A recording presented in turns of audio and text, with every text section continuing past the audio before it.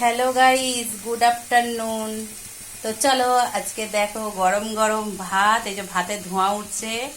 ভাত, এই যে সরু চালের ভাত, হেভি লাগবে খেতে। দেখো সরু সরু চালের ভাত দেখেছো হচ্ছে। আর এদিকে মটন কষা, অল্প করে মটন এনেছে, মটন কষা হচ্ছে। আর সঙ্গে কি আছে জানো?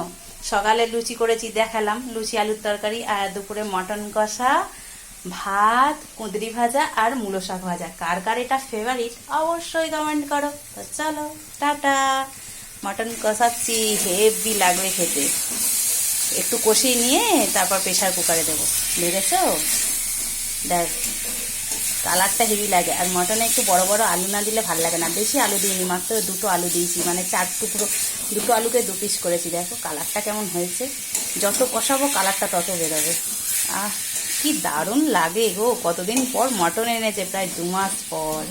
2 মাস পর আজকে মটন খাচ্ছি। তো কে কে খাবে চলে এসো ঝটপট।